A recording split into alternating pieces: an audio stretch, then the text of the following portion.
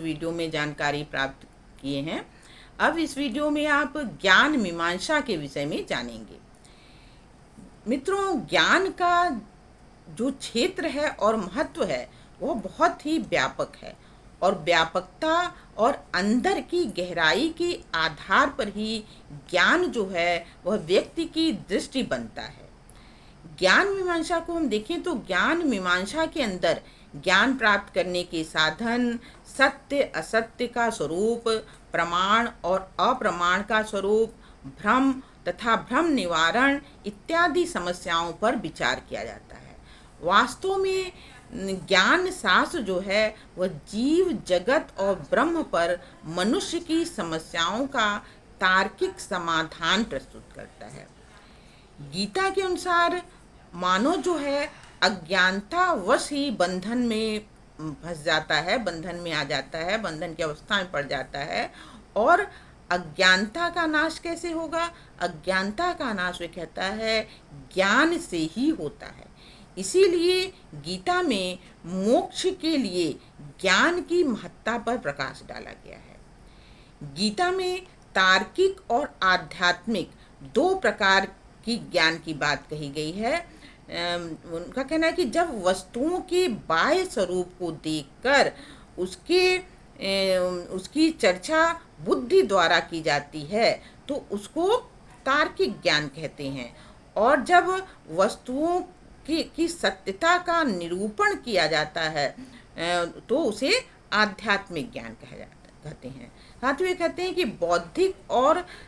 बौद्धिक और जो तार्किक ज्ञान होता है उसे विज्ञान कहा जाता है और आध्यात्मिक ज्ञान को ही ज्ञान कहा जाता है। उनका कहना है कि जब व्यक्ति को ज्ञान हो जाता है तो ज्ञाता और ज्ञेय में द्वैत भाव समाप्त हो जाता है। अर्थात व्यक्ति को जब आत्मज्ञान हो जाता है तो वो सभी में आत्मा को ही देखता है। और साथ ही ज्ञान प्राप्ति के लिए गीता में कहा गया है कि जो भी व्यक्ति ज्ञान प्राप्त करना चाहता है उसे शरीर, मन और इंद्रियों से शुद्ध रहना आवश्यक है।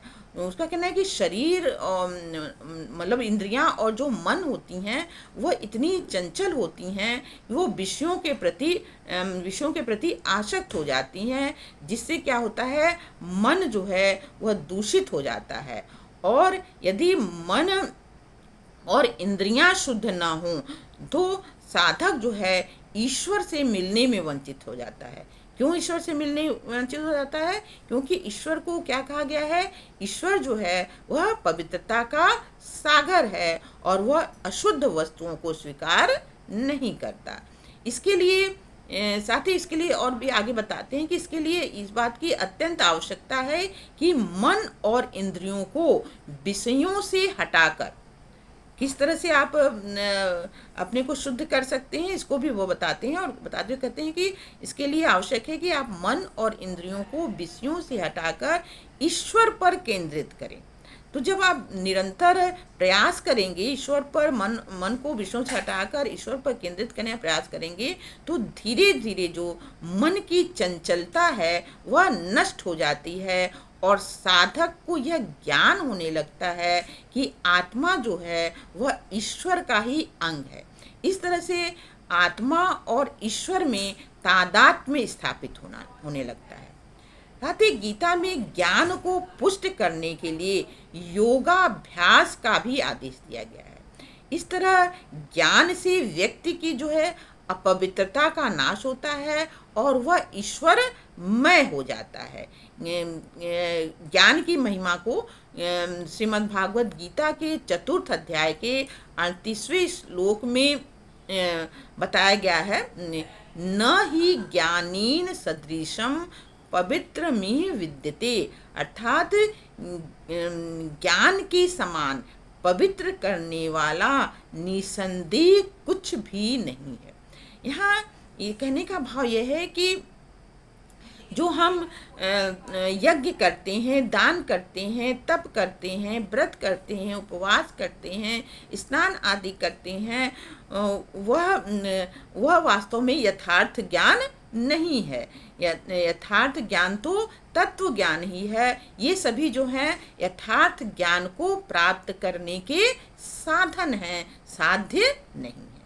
तो इस तरह से आपने इस वीडियो में ज्ञान और ज्ञान प्राप्त की कैसे, ज्ञान किस तरह से आप प्राप्त करेंगे, ज्ञान प्राप्त के क्या साधन हैं, इसके विषय में जानकारी प्राप्त की। नेक्स्ट वीडियो में हम पुनः मिलते हैं। तब तक इस वीडियो को देखने, लाइक करने, शेयर करने और अगर आप चैनल पर नए हैं तो सब्सक्राइब करने के लिए आप सभी को बहुत बहुत धन्यवाद धन्यवाद धन्यवाद।